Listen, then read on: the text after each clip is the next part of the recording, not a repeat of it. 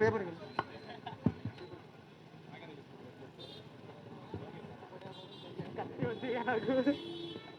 అందరు ఎలా ఉన్నారు? అక్కలకు చెల్లెలకు అందరు కూడా చెప్తా ఉన్నాం. కరుణాకర్ రెడ్డి గారు స్టేజ్ మీదకి రావాలండి. అభినయ్ రెడ్డి గారు, సజ్జల గారు, మీరేం చేస్తారో నాకు తెలీదు. మెగా డిఎస్సిని వెంటనే ఆపిచ్చే ప్రయత్నం చేయాలి. అన్నా నువ్వేం భయపడకన్నా, మొత్తం మేము చూసుకుంటాం. అలాగే కోర్టుకి వెళ్తారో తెలీదు, ఇంకెక్కడికైనా వెళ్తారు. మెగా డిఎస్సి ఆగిపోవాలి. అన్నా డిఎస్సి మీద 100 కాదు 200 కేసులైనా వేసి ఎలా అయినా ఈ డిఎస్సి జరగకుండా తప్పగా చూసే బాధ్యత మా గంజాయి బ్యాచ్ అన్నా. మీరు ప్రశాంతంగా బెంగళూరులో వెళ్ళి పబ్జి ఆడుకోండి అన్నా. ఖచ్చితంగా చెప్తా ఉన్నాం. మెగా డిఎస్సిని ఆపినప్పుడే తరువాత ప్రభుత్వం మాదనని చెప్తా ఉన్నా. ధన్యవాదాలు. జై జగన్, గంజా జగన్. హలో లాయర్ గారు, చెప్పండి. డిఎస్సి ఆగిపోతుందని నమ్మిన జగన్ ప్రశాంతంగా నిద్రలోకి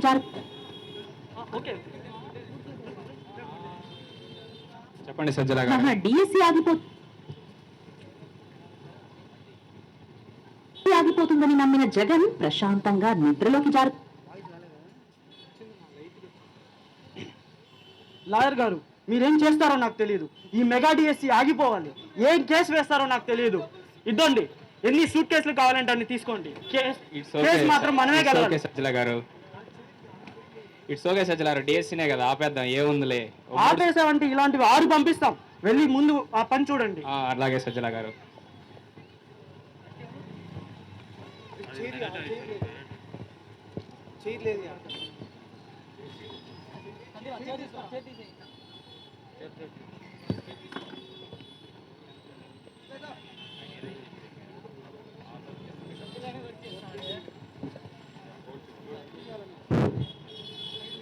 కోర్టు సి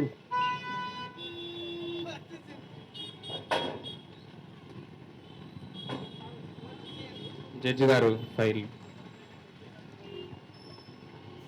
ఎవరైనా కేసేసింది జడ్జి గారు డిఎస్సిని ఎలా అయినా ఆపేయాలని.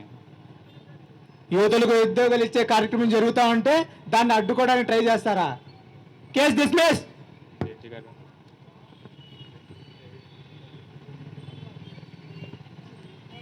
కోర్టు నుంచి వరుసగా మొట్టికాయలు పడటంతో వైసీపీ నేతలు వెనక్కి తగ్గి వెళ్లిపోయారు.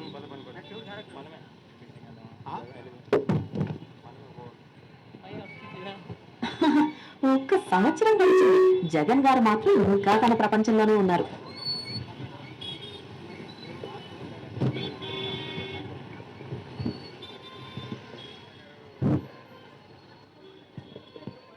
చూస్తూ ఉండగానే సగం సంవత్సరం నడిచిపోయింది. ఇంకా చూస్తూ ఉంటే ఇంకా సంవత్సరం కూడా గడిచిపోతూ ఉంది. అభినయ్ రెడ్డి, కరుణాకర్ రెడ్డి రావాలి.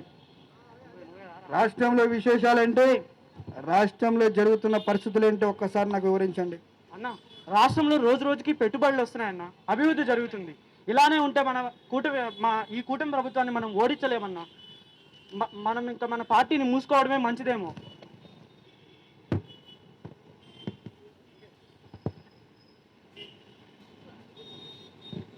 కూటమి ప్రభుత్వం ఎన్ని చేసినా మన ప్రభుత్వం వచ్చాకనే మళ్ళీ మారుతాయి. ఇప్పటికీ మీరు వేసిన కేసులు ఏమయ్యాయి? సజ్జల, ప్రభుత్వం చేసే పనులన్నీ ఆపమని చెప్తున్నాను కదా, మీరెందుకు చేయడం లేదు? అన్న మనం కోర్టులో వేసిన అన్ని కేసులు కొట్టేశారన్న. ఇక మన మనుగడ కొనసాగించలేమేమో అనిపిస్తుంది అన్న. రోజు రోజుకి అభివృద్ధి పనులు జరిగిపోతున్నాయి. విశాఖపట్నాన్ని పునర్నిర్మిస్తున్నారు, అలానే భోగాపురం ఎయిర్పోర్ట్ కడుతున్నారు, ఇంకా అమరావతిలో రాజధాని పనులు జరుగుతున్నాయి. ఇలా రాజధాని పనులు జరుగుతున్నాయి.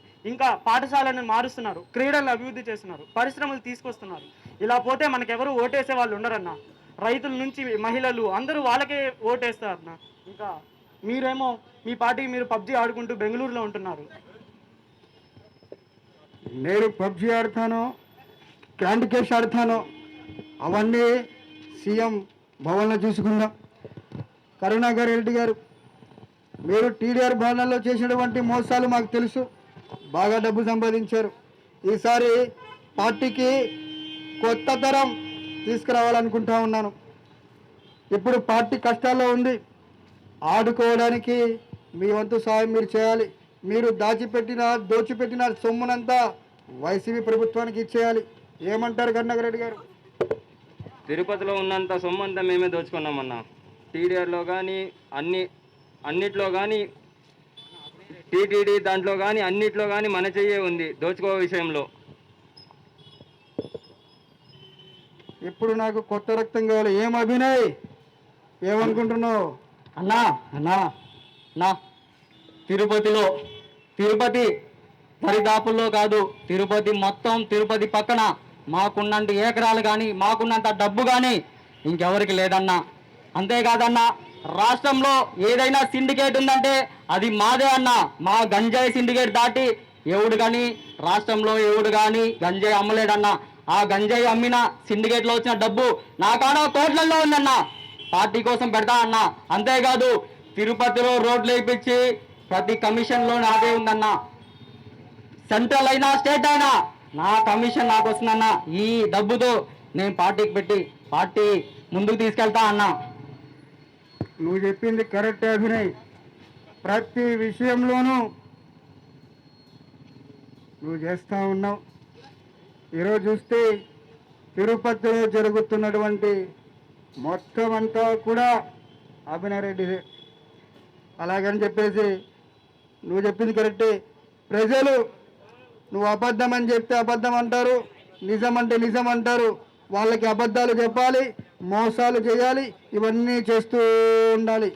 సో మీరందరూ కూడా మీడియాలో ప్రచారం చేయండి. పేటీఎం బ్యాచ్ని మేలుకొల్పండి, గంజాయి బ్యాచ్ని కూడా మేలుకొల్పి రాష్ట్ర ప్రజలపైన ఉసుగొల్పేటువంటి ప్రయత్నాలు మీరు చేయాలి అభినయ్. అన్నా, మీ బ్లెస్సింగ్తో తిరుపతిలో డిప్యూటీ మేయర్గా ఉన్న నేను, మీ బ్లెస్సింగ్స్ అన్నా డిప్యూటీ చీఫ్ మినిస్టర్ అవుతా అన్న.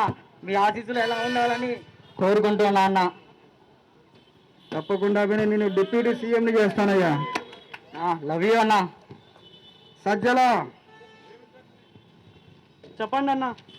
ఇంకా రాష్ట్రంలో మన గురించి ఏమనుకుంటా ఉన్నారు? అన్న ఏమనుకుంటారేంటన్నా, అప్పుడు మీరు ప్రవేశపెట్టిన ఈ భూము ప్రెసిడెంట్ మెడలు, స్పెషల్ స్టేటస్తో ఇలాంటి వాటితో మనం పబ్బం గడిపాం.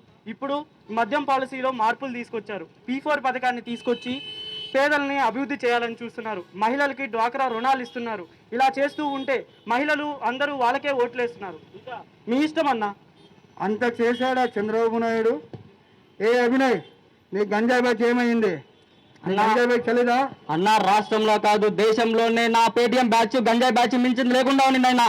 ఎప్పుడైతే ఈ కూటమి ప్రభుత్వం వచ్చిందో, ఈ చంద్రబాబు నాయుడు గారు కానీ, నారా లోకేష్ గారు కానీ 24 గంటలన్నా మన పేటీఎం బ్యాచ్ మీద, గంజాయి బ్యాచ్ మీద పెట్టారన్న. రాష్ట్రంలో ఎక్కడా కానీ గంజాయి తినడం కాదు, గంజాయి బయటికి తీస్తేనే గజగజ అనుకుంటున్నారన్న. మన వాళ్ళంతా ఎక్కడ వెళ్ళిపోయారో తెలియదన్నా. ఒక్కరు లేరు. పక్క రాష్ట్రాల్లో వెతుకుతుంటే దొరకట్లేదన్నా. కానీ నాకు తెలిసి దేశం కూడా వదిలి వెళ్ళిపోయినట్టున్నారు. ఒకప్పుడు పోలీసులు వస్తే ఆ జీప్ సైరన్ అన్నా వచ్చేదన్నా. కానీ ఇప్పుడు ఈ డ్రోన్లు పంపిస్తున్నారన్నా. అది ఎటువైపు నుంచి వస్తుందో తెలీదు, ఎలా వస్తుందో తెలియదు అన్న. వాటికి టైం లేదన్నా. ఈ పోలీస్ డిపార్ట్మెంట్ 24 గంటలు పనిచేసేది, కానీ ఈ డ్రోన్లు 24 కాదు, 7/24 అన్నా 24 అవర్స్ జోన్లతో నిఘా పెడుతున్నారన్న. గజ వణిగిపోతున్నా అన్న. ఇంకా ఎక్కడ గంజాయి బ్యాచ్ అన్న. అంటే తిరుపతిలో గంజాయి అమ్మే కూడా పర్మిషన్ లేదంటారు. పర్మిషన్ కాదన్నా, తిరుపతి కాదు రాష్ట్రంలో ఎక్కడా కానీ గంజాయి చుక్క కనబడినా ఒక్కొక్కటి గజ గజ వణికేలాగా చేస్తున్నారన్నా. నీ మాటలు వింటా ఉంటే ఖచ్చితంగా చదువుకున్న వాళ్ళు, చదువు లేని వాళ్ళు, మహిళలు, విద్యార్థులు, యువత, నిరుద్యోగులు అందరూ కూడా ఈరోజు కూటమి ప్రభుత్వానికి సపోర్ట్ చేస్తూ ఉన్నారు. ఇప్పుడు చివరికి రైతులు కూడా కూటమి ప్రభుత్వానికి సపోర్ట్ చేస్తూ ఉన్నారు. నిజంగా నెక్స్ట్ పార్టీని తలుచుకుంటే భయమవుతా ఉంది, పార్టీ వస్తుందా అని చెప్పి భయమవుతా ఉంది. సజ్జల ఇప్పుడు చెప్పు, నెక్స్ట్ ఏ కార్యక్రమాలు చేస్తే బాగుంటుంది? అన్న మీరు తొందరపడకండి అన్న, నేను మీకు ఏదో ఒక సలహా ఇస్తాను, మీరు వెళ్ళి ప్రశాంతంగా పడుకోండి. నువ్వు ముసలివాడు అయిపోయావు సజ్జల.